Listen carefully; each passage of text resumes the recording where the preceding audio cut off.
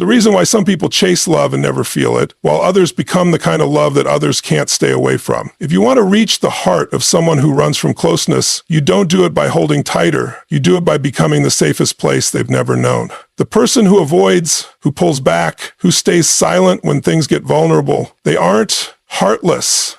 They are afraid, not of you, but of the cost of being fully seen. Because to them, closeness once meant pressure. It meant demands. It meant performing or pleasing or losing themselves. So they learned survival, not surrender. And if you want to truly reach them, you have to stop playing the same game the world taught them and rise above it. Don't mirror their fear. Don't try to chase what keeps pulling away. Stop fighting for attention and start anchoring in your worth. When you hold your center and bring calm to the storm, you don't just change the relationship, you change the atmosphere. You show them that not all love feels like suffocation, that not all closeness comes with a hook. Real safety doesn't mean saying I'll never leave. It means proving day after day, I won't make you abandon yourself to be with me. That's what makes you magnetic. That's what makes you irresistible. Because when someone who's avoided connection their whole life suddenly feels peace in your presence, they begin to trust. And trust is the only bridge to true intimacy. You don't need to fix your past. You don't need to prove your love. What you do need is presence. Not a reactive presence, not an emotional roller coaster, but a grounded, quiet strength that says, I'm not afraid of your walls. I'm not here to take, I'm here to understand. Speak less, show more. Promise less, be more. Let your steadiness be louder than your declarations. Because to someone wired for distance, stillness is the loudest signal of love. And here's the truth most people won't tell you. Your power in this connection doesn't come from how much you give them. It comes from how deeply you honor yourself. When you walk in self-worth, when you stop trying to earn love and start embodying love, you change the dance. They stop seeing you as a threat and start sensing you as home. This isn't about manipulation. This is about mastery. Mastering your emotions, mastering your fears, mastering the art of love that doesn't smother or shrink, but invites and expands. Because when you create freedom inside the bond, you unlock a loyalty that no chase could ever buy. You are not here to beg for connection. You're here to become the connection, to awaken something ancient in their heart. The kind of love that doesn't demand, doesn't invade, doesn't explode, but remembers. It remembers who they were before the fear, and it whispers it's safe to come home now. You want to be irresistible to someone avoidant? Then become the only thing they were never given, emotional safety without strings. Do that not through performance, but through presence, and they won't just stay. They'll finally open. Becoming a safe space for an avoidant partner begins with understanding what safety truly means to them. Safety is not about fixing their problems or providing constant reassurance. It's about creating an emotional atmosphere where they don't feel judged, pressured, or emotionally suffocated. Avoidantly attached individuals have learned, often from early experiences, that emotional intimacy can be dangerous. To them, closeness has often meant losing autonomy, being overwhelmed by someone else's needs, or being expected to perform in ways that compromise their identity. As a result, they built walls not out of spite, but out of self-preservation. They needed distance to protect themselves. So when you engage with someone avoidant, your greatest task is not to convince them to stay, but to become the kind of presence where their walls don't feel necessary. To do this, you must first regulate your own emotional responses. When they pull away, your instinct might be to chase, question, or confront. But these reactions, even if well-meaning, often feel like attacks to someone who has learned to protect their emotional world. The more you react from fear or neediness, the more they will retreat. But when you respond with calm, centered energy, you create a space where their nervous system can relax. You become someone they don't have to hide from. You become the person who doesn't try to pry them open, but instead holds steady, trusting that they'll come out when they feel ready. This doesn't mean you suppress your own needs or become passive. It means you take full ownership of your emotional landscape. You learn to soothe your own triggers instead of making them responsible for your inner state. That alone is powerful. That alone makes you different. Because when someone avoidant encounters a person who doesn't demand emotional caretaking, doesn't explode when things get distant, and doesn't try to control the rhythm of the relationship, they begin to experience a new kind of intimacy, one that feels safe rather than suffocating. It's not about being perfect or always composed. It's about consistency. Emotional safety is built not through grand gestures, but through small, repeated signals that say, you can be you even in your silence. It's in the way you hold space without filling it, in the way you stay rooted when they wobble, in the way you hear their hesitation and don't interpret it as rejection. Over time, these moments create an imprint. They start to believe, maybe this is different. Maybe I don't have to run. You become magnetic not by being overly available, but by being emotionally non-threatening. You're not a storm that demands they've had enough of that. You're a calm shore, steady and unshaken. And in that steadiness, they begin to soften, not because you pushed, but because you didn't, because your energy said, you're free, and still I'm here. And when it comes to building a connection with someone who has avoidant tendencies, pressure is your greatest enemy and presence is your greatest gift. Most people, in an effort to feel close, try to pull their partner in. They ask for more time, more words, more emotion. But what they don't realize is that pressure to an avoidant feels like suffocation. Even well-intentioned emotional demands can trigger their core fear that intimacy will cost them their independence, that connection will trap them in a role they didn't choose. The moment they sense they are being asked to perform or give something they're not ready to offer, they retreat, not out of cruelty, but out of self-preservation. And that's where your power begins, not in trying to force openness, but in mastering the art of presence. Presence isn't passive. It's the active choice to remain grounded, emotionally available, and centered in your own energy. It's a calm steadiness that says, I'm here, but I don't need to control how or when you come closer. When you embody this, you shift the dynamic from tension to trust. You show that you are not a threat to their autonomy. You aren't trying to fix, mold, or chase. You are simply being.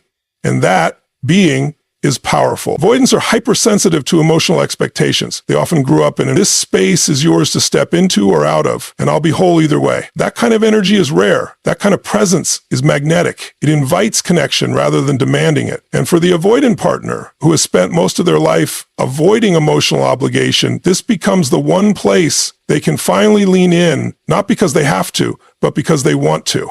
Most people only see the surface behavior of an avoidant person, the distance, the silence, the emotional shutdowns. They interpret these as rejection, indifference, or even arrogance. But underneath those defenses is something far more human: pain. Avoidants didn't become avoidant out of nowhere. They became that way because at some point, closeness felt unsafe. Love came with conditions, or it was inconsistent, or it demanded more than they had the capacity to give. What looks like detachment is often a defense mechanism built from repeated experiences of feeling overwhelmed, misunderstood, or emotionally invaded. So if you truly want to connect with someone who withdraws, you have to stop focusing on the wall and start feeling the wound it was built to protect. This shift requires emotional maturity. It means seeing past your own hurt and asking, what does this person fear underneath their behavior? Most avoidant individuals fear that intimacy will require them to sacrifice their independence. Some fear that if they're fully known, they'll be judged or rejected. Others learn that no matter how much they gave, it was never enough. So they shut down not to hurt you, but to survive. When you start to see that, you stop taking their distance personally. You stop trying to force closeness and start becoming curious about their experience. Understanding doesn't mean tolerating mistreatment or losing yourself. It means choosing compassion over control. When you understand their wounds, you start to approach them differently. You begin to respond instead of react. You listen to what they're not saying. You respect their space, not because you don't care, but because you do. You realize that forcing someone to open before they're ready is like trying to bloom a flower by peeling back its petals. It doesn't speed up the process, it only damages the beauty inside. This perspective also frees you from the exhausting cycle of trying to earn their love. You recognize that their emotional distance isn't a reflection of your inadequacy, it's a reflection of the emotional blueprints they've carried for years. And in that awareness, you stop fighting their walls and start creating safety on the other side of them. You become someone who doesn't judge their fear, doesn't punish their silence, and doesn't chase their affection. Instead, you offer stability. You offer understanding. You offer the radical gift of being present without pushing. When you love someone not just for who they are when they're open, but also for who they are when they're scared, that love becomes transformational. It becomes a mirror that says, even in your most guarded state, you are still worthy of care. And sometimes that's the first step to healing years of emotional pain. Not through lectures, not through ultimatums, but through gentle recognition of their humanity. In the end, it's not the pressure to connect that softens the avoidance heart. It's the quiet acknowledgement that their wounds are seen and still loved. Words can be beautiful, but to an avoidant person, they are often just means. Promises that may later become obligations, expressions that might demand reciprocation, or confessions that create pressure. For someone with an avoidant attachment style, safety isn't found in what you say. It's found in how you make them feel over time. They don't respond to declarations of love the way others might. They respond to energy, to consistency, to the unspoken messages woven into your actions and presence. That's why if you truly want to build trust with them, you must master the art of communicating through silence and subtlety. An avoidant person has learned to scan emotional environments for hidden expectations. They often grew up around people who said all the right things but failed to create a space that truly felt safe. As a result, they became sensitive to over-explaining, oversharing, or over-promising. These things, instead of creating intimacy, often register as red flags. That's why subtlety becomes powerful. It allows you to send the message of love and security without activating their defenses. When you can sit in silence with them without needing to fill the space, you show that your presence isn't performative. It's real. They don't trust intensity, but they do trust repetition. If your words are inconsistent with your energy, they will withdraw even faster. But when your actions align with calm presence, emotional steadiness, and an honoring of boundaries, they begin to relax.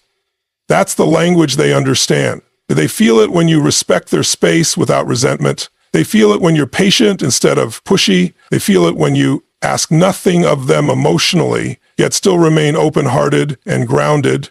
Every subtle signal matters. The way you don't flinch when they need time to themselves, the way you don't turn cold when they don't respond right away, the way you don't use silence as a weapon, but as a safe container. These are the quiet love notes avoidants read more clearly than words. They're not looking for fireworks. They're looking for a steady flame that doesn't burn them. The world often celebrates bold declarations and dramatic gestures, but for the avoidant, those things can feel invasive.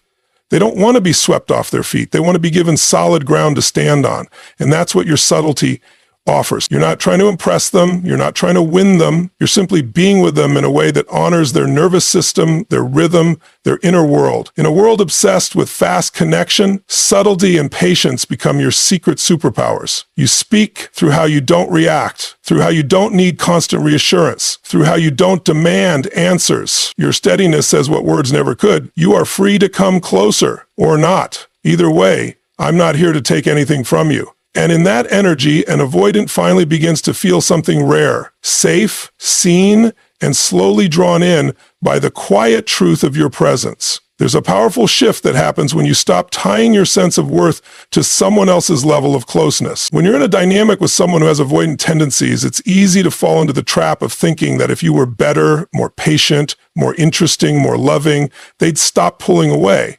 But that mindset not only drains your energy, it reinforces the belief that your value depends on their response. In truth, the opposite is what draws someone in, especially an avoidant, an unshakable sense of self-worth. When your energy says, I am enough regardless of what you do, you become a grounding presence they can trust. Avoidants are incredibly sensitive to emotional volatility. They've likely experienced relationships where emotions were used to control, manipulate, or guilt them into connection. So when they feel you're emotionally dependent on their affection, it registers as pressure, not love. The moment they sense that your peace depends on their nearness, they start to retreat. Not because they don't care, but because they're hardwired to protect their autonomy at all costs. That's why your greatest power lies in becoming your own emotional anchor. When you're rooted in your value, you no longer need to convince anyone of your worth. You embody it. Self-worth in this context isn't arrogance or distance. It's a deep knowing that you're whole, whether they come closer or stay distant. It's the ability to hold your heart open without losing your center. You're not begging for love, you're offering love, and doing so from overflow, not emptiness. That kind of confidence is rare, and to someone avoidant, it's incredibly attractive because it feels safe. They don't feel responsible for your emotions. They don't feel like loving you means carrying the burden of your unmet needs.